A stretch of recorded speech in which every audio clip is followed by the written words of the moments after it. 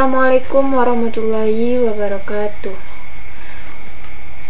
Alhamdulillahillazi hadana lihaza wa ma kunna linahtadiya laula an hadanallah. Asyhadu an la ilaha illallah wa asyhadu anna Muhammadar Rasulullah sallallahu alaihi wasallam. La nabiyya ba'da amma ba'du.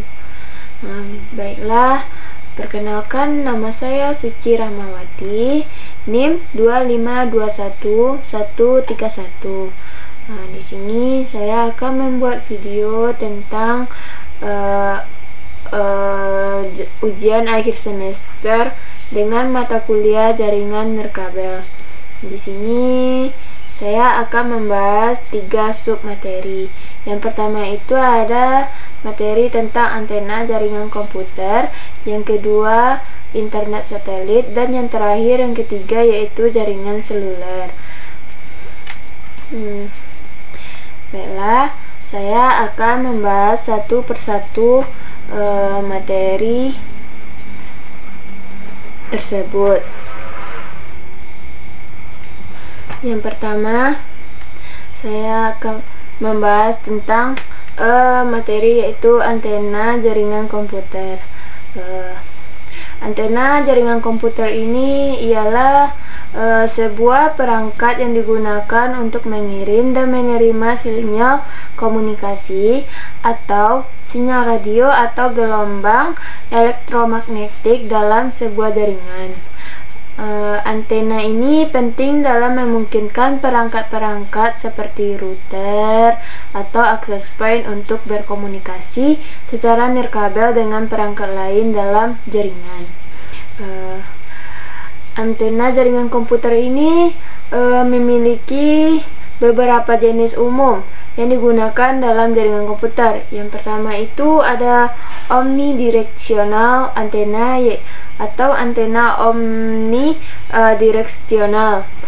Itu merupakan antena yang memancarkan sinyal dalam semua arah secara merata.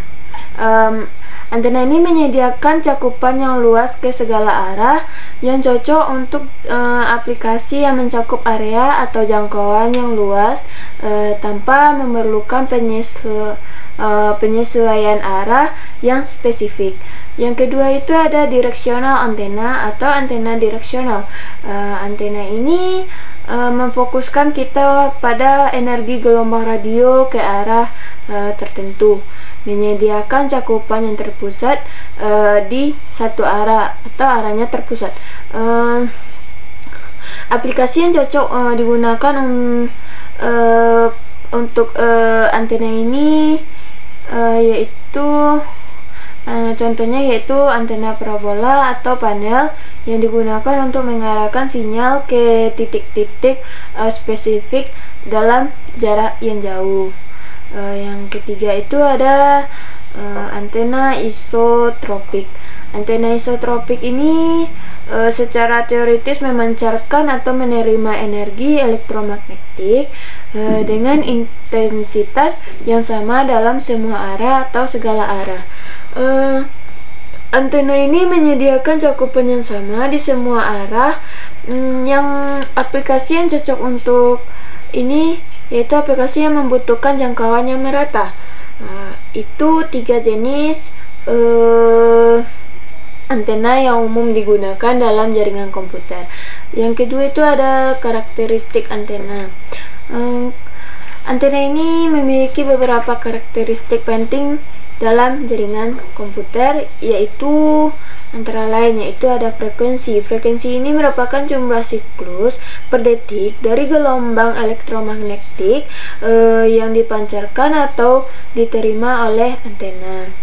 Dalam konteks antena jaringan komputer, frekuensi ini menentukan seberapa baik antena dapat beroperasi dalam rentang frekuensi tertentu yang biasanya dinyatakan dalam Hertz atau Hz. Yang kedua ada polarisasi.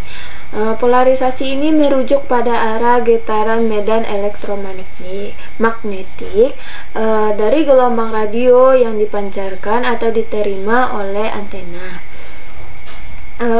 Polarisasi ini sesuai antara antena pengirim dan antena penerima, penting untuk meningkatkan efisiensi komunikasinya. Polarisasi ini dapat berupa vertikal, horizontal, atau sirkular, tergantung pada orientasi gelombang radio. Yang ketiga ada karakteristik penguatan. Karakteristik penguatan ini menunjukkan kemampuan antena untuk memfokuskan atau mengarahkan energi radio ke arah tertentu. Penguatan antena ini diukur dalam desibel atau dB, dan dapat dipengaruhi oleh desain fisik antena serta frekuensi operasinya. Penguatan yang baik membantu dalam meningkatkan jangkauan dan kekuatan sinyal antara perangkat-perangkat dari jaringan komputer. Yang keempat ada karakteristik impedansi. Karakteristik impedansi ini adalah hambatan listrik total yang ditunjukkan oleh antena terhadap arus bolak-balik dari sinyal radio. Impedansi yang tepat pada antena penting untuk mengoptimalkan transfer daya antara antena dan pemancar atau penerima sinyal. Biasanya dinyatakan dalam satuan ohm. Itulah 4 karakteristik penting dari antena dalam jaringan komputer. Adapun peran dalam antena dalam jaringan komputer. Antena ini memiliki peran krusial dalam jaringan komputer. Ada 5 peran antena jaringan komputer, yaitu yang pertama menghubungkan perangkat nirkabel. Antena memungkinkan perangkat seperti router atau access point untuk berkomunikasi dengan perangkat lain tanpa kabel. Yang kedua yaitu meningkatkan jaringan atau meningkatkan jangkauan. Dengan menggunakan antena yang tepat, jangkauan sinyal nirkabel dapat diperluas, meningkatkan cakupan area jaringan. Yang ketiga itu ada memperbaiki kualitas sinyal. Antena direksional dapat digunakan untuk memfokuskan sinyal ke daerah yang membutuhkan koneksi yang lebih stabil atau lebih cepat. Yang keempat ada penerimaan data. Antena ini menangkap gelombang elektromagnetik dari udara dan mengubahnya kembali menjadi sinyal data digital. Yang terakhir yaitu optimasi kinerja.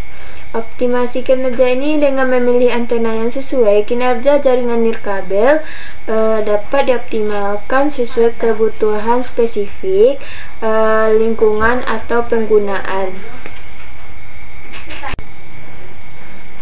Adapun pertimbangan kita dalam memilih sebuah antena. Yang pertama, tipe aplikasi. Tipe aplikasi ini sesuaikan antena dengan kebutuhan aplikasi yang akan kita gunakan, seperti jangkauan, arah, dan kecepatan transfer yang kita butuhkan. Yang kedua yaitu ada lingkungan instalasi. Lingkungan instalasi ini kita dapat mempertimbangkan faktor lingkungan seperti penghalang, interferensi, dan kondisi cuaca. Kalau yang ketiga itu ada spesifikasi teknis. Spesifikasi teknis ini kita dapat mempertimbangkan spesifikasi seperti frekuensi, penguatan, polarisasi, dan impedansi antena. Dan yang terakhir yaitu biaya dan anggaran. Biaya anggaran ini sesuai pemeliharaan antena dengan batasan anggaran yang tersedia. Itulah 4 pertimbangan kita dalam memilih sebuah antena. Ada 4 instalasi dan konfigurasi antena. Yang pertama ada penempatan. Penempatan ini yaitu menempatkan antena di lokasi yang strategis untuk mencapai jangkauan optimal. Yang kedua yaitu orientasi. Orientasi ini yaitu mengatur arah, dan sudut antena sesuai dengan kebutuhan aplikasi jaringan yang kita butuhkan. Dan yang ketiga yaitu koneksi. Koneksi ini menghubungkan antena ke perangkat jaringan dengan kabel dan konektor yang sesuai. Dan yang terakhir yaitu konfigurasi. Konfigurasi ini yaitu mengatur parameter antena seperti frekuensi, daya, dan mode operasi. Itulah 4 instalasi dan konfigurasi dari sebuah antena. Adapun optimalisasi kinerja antena, yaitu yang pertama itu kekuatan sinyal. Kita harus memastikan sebuah antena itu memancarkan sinyal yang kuat dan stabil. Yang kedua yaitu cakupan area. Optimalisasi posisi dan orientasi antena untuk mendapatkan cakupan yang luas. Kita harus mengatur posisi dan orientasi antena untuk mendapatkan cakupan yang luas. Yang ketiga itu kecepatan transfer. Kita menyesuaikan konfigurasi antena untuk memastikan kecepatan transfer data yang dilakukan. Dan yang terakhir yaitu minimalisasi interferensi. Itu tuh merupakan kita harus menghindari sumber interferensi yang dapat mengganggu kinerja antena kita. Itulah optimalisasi kinerja sebuah antena. Dan pembahasan tentang pemeliharaan dan troubleshooting sebuah antena. Yang pertama itu kita harus melakukan pemeliharaan, yaitu tentang pemeriksaan fisik. Pemeriksaan antena secara berkala untuk memastikan tidak ada kerusakan atau perubahan posisi. Dan pemeliharaan yang kedua itu yaitu kita melakukan pembersihan. Kita harus membersihkan antena dari debu, kotoran, atau bahan asing yang dapat mengganggu kinerja antena kita. Yang ketiga yaitu kalibrasi. Pemeliharaan kalibrasi ini kita harus melakukan kalibrasi parameter antena seperti frekuensi, daya, dan polarisasi. Dan yang terakhir, pemeliharaan yang terakhir yaitu kita melakukan perbaikan. Segala cara kita lakukan untuk melakukan perbaikan atau pergantian jika ditemukan sebuah kerusakan pada antena. Itulah penjelasan dari submateri yang pertama, yaitu tentang antena jaringan, antena jaringan komputer. Selanjutnya kita akan lanjut kepada materi yang kedua. Yang kedua yaitu submateri tentang internet satelit. Apa itu internet satelit? Internet satelit ini adalah teknologi komunikasi yang menggunakan jaringan satelit untuk menyediakan sebuah akses internet ke berbagai wilayah, termasuk daerah yang terpencil dan sulit untuk dijangkau oleh infrastruktur terestrial. Satelit komunikasi yang berada di orbitnya di atas bumi berfungsi sebagai penghubung antara pengguna di bumi dengan pusat data di darat, memungkinkan transmisi data suara dan video secara real time. Adapun pengertian internet satelit yang lainnya, yaitu teknologi yang menggunakan satelit buatan di orbit bumi untuk menyediakan akses internet kepada pengguna di berbagai lokasi, terutama di daerah yang sulit dijangkau oleh infrastruktur kabel darat. Mengapa kita penting untuk menggunakan internet satelit?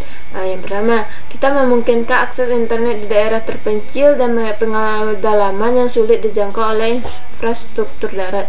Yang kedua itu kita menyediakan konektivitas di wilayah-wilayah yang sering mengalami bencana alam atau sebuah konflik.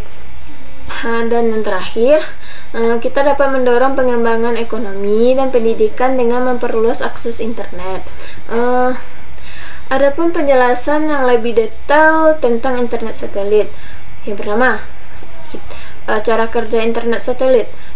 Yang pertama, bagi antena pengguna. Pengguna terhubung ke internet satelit melalui sebuah antena parabola kecil yang terpasang di atap atau area terbuka, yang mengirimkan dan menerima sinyal dari ke satelit. Yang kedua yaitu satelit. Satelit ini ditempatkan di orbit bumi yang berfungsi sebagai penerima dan pengirim informasi. Satelit ini menerima sinyal dari antena pengguna. Satelit mengolahnya dan mengirimnya kembali ke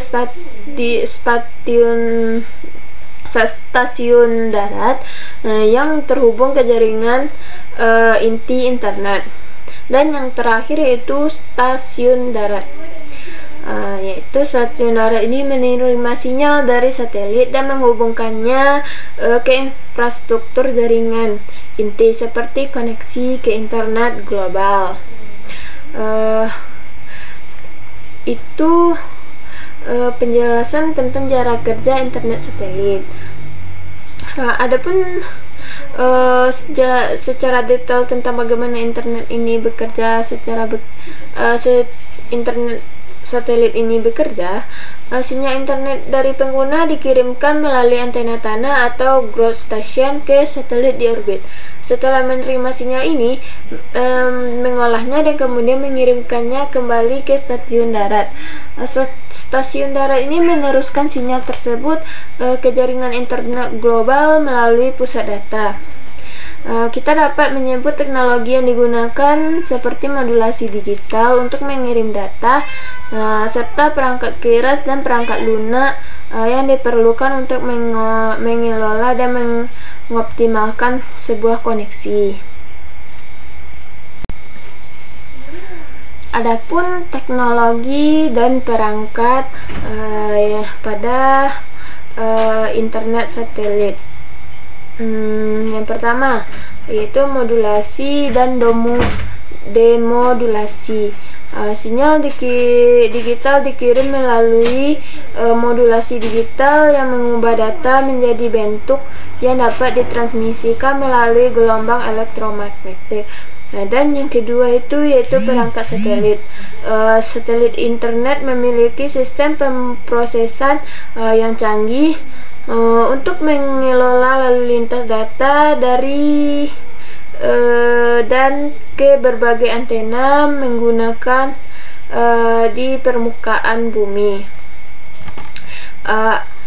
Adapun keuntungan dari internet satelit, yang pertama, konektivitas di daerah yang terpencil. Konektivitas di daerah terpencil ini dapat memberikan akses internet cepat dan handal di daerah yang terpencil dan terisolasi. Dapat memungkinkan akses internet di daerah terpencil atau yang sulit dijangkau oleh infrastruktur kabel darat seperti pedesaan ataupun daerah pegunungan. Yang kedua yaitu fleksibilitas dan mobilitas. Fleksibilitas dalam penyediaan layanan di berbagai wilayah geografis yang luas dapat digunakan di mana saja asalkan ada cakupan satelit, sehingga cocok untuk aplikasi yang memerlukan mobilitas tinggi atau pengguna sementara. Yang ketiga yaitu ketersediaan di daerah terkena bencana. Ini dapat mendukung komunikasi darat dan operasi militer di wilayah yang sulit dijangkau, memainkan peran penting dalam mendukung komunikasi dan koordinasi dalam situasi darurat atau bencana alam di mana infrastruktur darat mungkin rusak atau tidak tersedia. Dan yang terakhir itu ada ekspansi koneksi internet global. Ekspansi koneksi internet global ini meningkatkan akses internet global dengan menjangkau daerah yang sulit dijangkau oleh teknologi kabel atau serat optik, yang berkontribusi dalam memperluas akses pendidikan, layanan kesehatan, dan ekonomi di negara-negara berkembang. Itulah keuntungan dari internet satelit. Yang adapun tantangan dan kendala pada internet satelit. Yang pertama yaitu keterlambatan sinyal atau latency. Keterlambatan sinyal ini terjadi karena sinyal harus melakukan perjalanan jauh ke satelit. Internet satelit cenderung memiliki sinyal yang lebih tinggi dibanding dengan teknologi kabel. Yang kedua, biaya infrastrukturnya. Biaya infrastruktur ini, pengembangan, peluncuran, dan operasi satelit ini memerlukan investasi finansial yang sangat besar. Yang ketiga, pengaruh cuaca dan lingkungan. Pengaruh cuaca dan lingkungan ini dapat mengakibatkan kualitas sinyal dapat dipengaruhi oleh kondisi cuaca ekstrim seperti badai, awan tebal, hujan, dan lain sebagainya. Itu mungkin tantangan dan kendala dari internet satelit. Adapun perkembangan dan inovasi terbaru, yang pertama itu adalah satelit generasi baru. Satelit generasi baru ini kemajuan teknologi satelit untuk meningkatkan kecepatan dan efisiensi transmisi data. Pengembangan satelit dengan teknologi yang lebih canggih untuk meningkatkan kecepatan dan efisiensi transmisi data. Yang kedua yaitu peningkatan cakupan dan kualitas layanan. Rencana pengembangan global untuk meningkatkan cakupan dan kualitas layanan internet satelit. Upaya untuk meningkatkan cakupan satelit ini meningkatkan kualitas layanan internet satelit di seluruh dunia. Dan yang terakhir yaitu integrasi dengan teknologi lain. Maksudnya itu integrasi internet satelit dengan teknologi lain ini seperti 5G. Untuk meningkatkan performa dan konektivitas, integrasi internet satelit dengan teknologi 5G untuk meningkatkan performa dan konektivitas.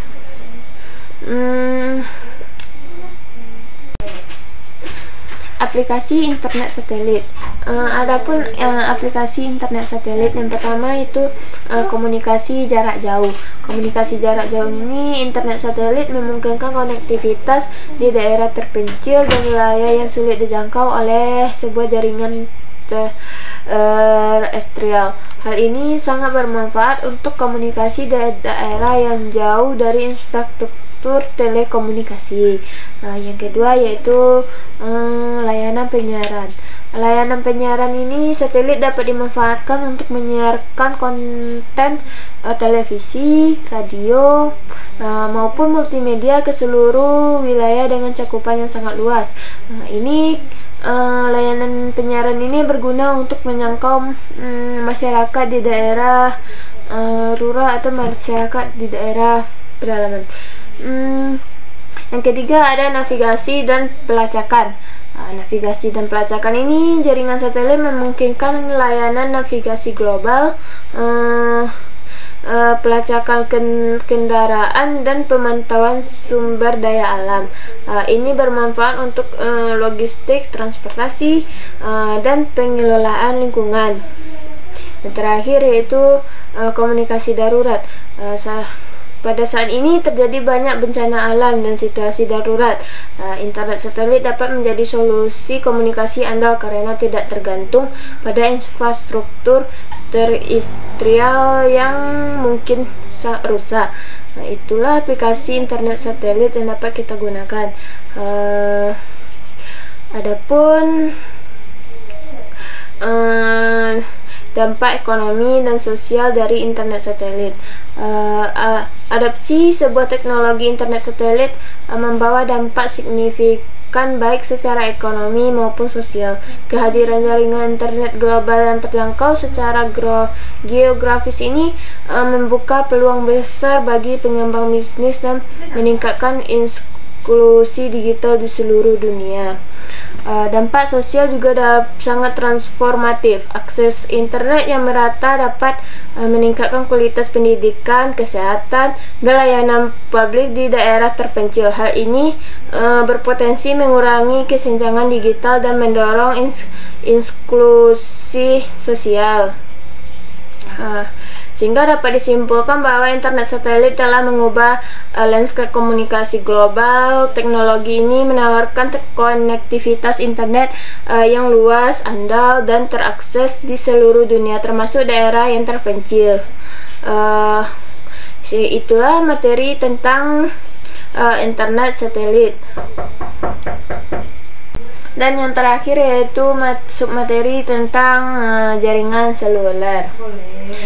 Jaringan seluler ini adalah sebuah sistem komputer nirkabel yang memungkinkan perangkat mobile seperti ponsel untuk terhubung dengan jaringan telepon. Sistem ini terdiri dari sel-sel yang saling tumpang tindih, masing-masing dilengkapi dengan pemancar dan penerima sinyal. Adapun pengertian jaringan seluler lainnya yaitu jaringan seluler adalah infrastruktur komunikasi nirkabel yang memungkinkan pengguna untuk terhubung dengan internet dan berkomunikasi antar sesama melalui perangkat seluler seperti ponsel cerdas atau smartphone, tablet, atau perangkat lain yang mendukung teknologi seluler. Adapun penjelasan lebih detail mengenai jaringan seluler. Yang pertama yaitu teknologi dasar jaringan seluler. Teknologi dasarnya itu meliputi yang pertama yaitu ada multiplexing.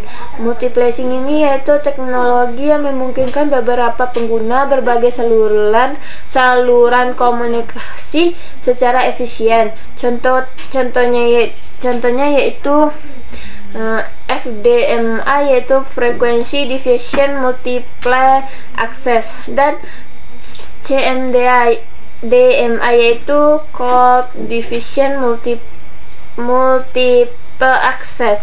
Yang kedua yaitu ada antena antar muka udara atau air interface. Ini merupakan bagian jaringan yang menghubungkan perangkat seluler dengan stasiun basis atau base station.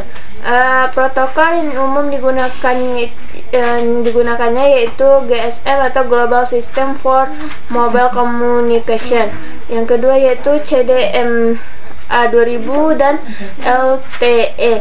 LTE ini yaitu long term evolution.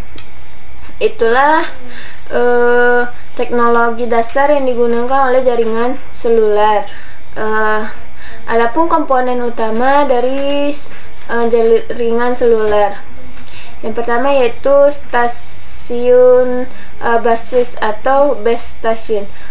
Jaringan base station ini juga dikenal sebagai BTS yaitu Base Transceiver Station atau N0D B dalam LTE, yang merupakan titik akses antara perangkat seluler dan jaringan inti.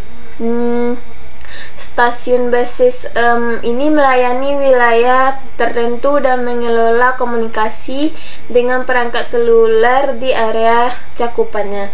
Yang kedua ada jaringan inti atau core network. Bagian ini jaringan seluler yang mengelola lalu lintas data, autentikasi pengguna, dan menghubungkan ke jaringan publik seperti internet, yang terdiri dari berbagai elemen seperti MSC atau Mobile Switching Center, HLR atau Home Location Register, dan SGSN yaitu Serving GPRS Support Node. Yang ketiga yaitu gateway ke jaringan eksternal. Ini menyediakan konektivitas antara jaringan seluler dengan jaringan lain seperti internet atau jaringan tetap. Itulah komponen utama dari jaringan seluler. Adapun generasi jaringan seluler. Generasi jaringan seluler ini terdiri atas 4. Yang pertama yaitu 7 yaitu second generation. Ini menggunakan teknologi digital dan memungkinkan layanan suara dan pesan teks atau SMS. Contoh standarnya adalah GSM. Dan yang kedua yaitu 3G atau Third Generation. Ini meningkatkan kecepatan dan kapasitas untuk data, memungkinkan pengguna internet mobile, video call, dan aplikasi data lainnya. Contohnya teknologi yang termasuk pada Third Generation ini yaitu UMTS atau Universal Mobile Telecommunication System dan CDMA 2000. Yang ketiga yaitu 4G atau Fourth Generation. Fourth Generation ini menyediakan kecepatan internet yang lebih tinggi, mendukung aplikasi multimedia yang lebih canggih seperti streaming video HD dan gaming online. Standar utamanya adalah LTE atau Long Term Evolution, dan yang terakhir yaitu 5G atau 5 Generation. 5 Generation ini menghadirkan kecepatan internet ultra tinggi atau sinyal yang sangat rendah dan mendukung Internet of Things atau IoT dengan jutaan perangkat terhubung secara bersamaan. Itulah 4 generasi jaringan seluler. Adapun manfaat dari jaringan seluler, yang pertama yaitu konektivitas mobile. Konektivitas mobile ini memungkinkan pengguna untuk tetap terhubung dan mengakses internet dimanapun mereka berada, selama terdapat cakupan jaringan. Yang kedua itu ada mobilitas. Mobilitas ini memungkinkan pengguna untuk bergerak sambil tetap terhubung, tidak terbatas oleh kabel atau infrastruktur tetap. Yang ketiga, peningkatan layanan. Peningkatan layanan ini menghadirkan layanan multimedia seperti video streaming, layanan cloud, dan aplikasi interaktif lainnya. Dan yang terakhir yaitu kemajuan teknologi.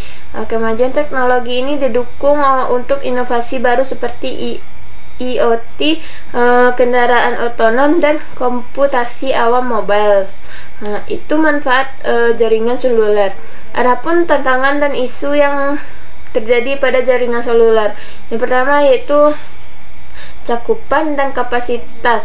Cakupan dan kapasitas ini tantangan dalam menyediakan cakupan yang luas dan kapasitas yang memadai untuk memenuhi permintaan yang terus meningkat.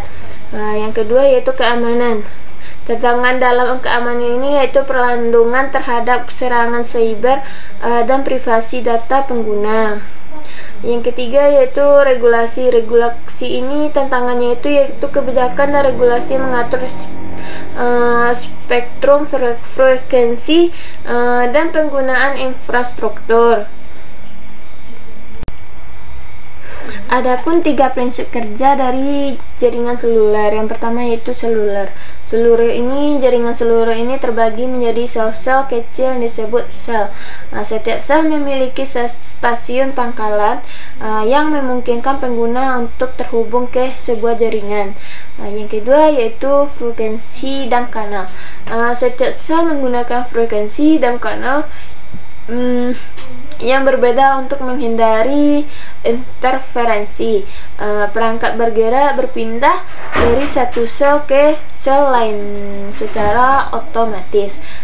Dan yang terakhir yaitu tangan ahli. Tangan ahli ini saat pengguna bergerak, panggilan akan dialihkan dari satu sel ke sel lainnya, menjaga konektivitas tanpa gangguan. Proses ini disebut dengan tangan ahli. Itu prinsip kerja dari sebuah jaringan seluler.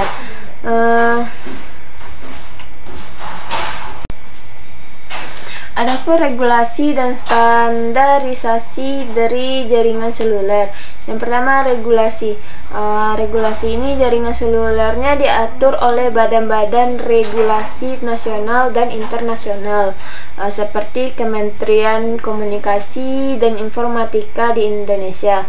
Peraturan ini mencakup alokasi frekuensi, persyaratan lisensi, kebijakan roaming, dan standar keamanan. Yang kedua itu ada standarisasi. Standarisasi ini organisasi standar global seperti 3GPP atau dan ITU menetapkan spesifikasi teknis dan protokol untuk memastikan kompatibilitas antar operator dan perangkat. Standar ini mencakup arsitektur jaringan, manajemen layanan, dan teknologi transmisi. Aplikasi dan layanan jaringan seluler ini terdiri atas 4. Yang pertama itu komunikasi suara dan pesan teks. Jaringan seluler memungkinkan panggilan telepon, pengiriman SMS dan MMS antar pengguna dengan kualitas yang baik dan cakupan area yang luas. Yang kedua yaitu akses internet mobile. Akses internet mobile ini pengguna dapat mengakses internet, email, dan berbagai aplikasi web melalui perangkat seluler mereka di mana saja. Yang ketiga yaitu layanan multimedia. Layanan multimedia ini jaringan seluler mendukung streaming video, berbagi foto, musik, dan konten multimedia lainnya dalam genggaman tangan. Dan yang terakhir yaitu navigasi dan layanan berbasis lokasi. Fitur-fitur seperti GPS dan pencarian berbasis lokasi memungkinkan pengguna untuk mendapatkan informasi yang relevan dengan posisi mereka. Sehingga perkembangan jaringan seluler pada masa depan itu jaringan seluler terus berkembang pesat dengan teknologi terbaru seperti 5G dan IoT yang akan membawa banyak perubahan di masa depan. Berbagai inovasi dan tren baru akan mempengaruhi cara kita menggunakan dan memanfaatkan jaringan seluler. Itulah yang dapat saya jelaskan tentang materi jaringan seluler.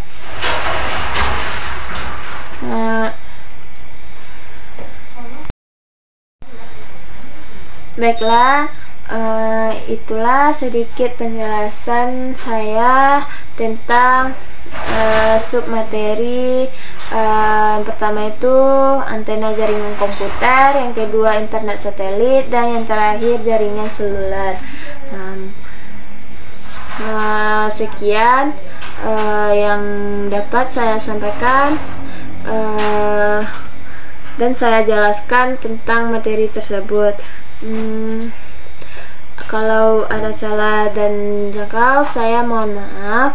Wabillahi taufiq wal hidayah.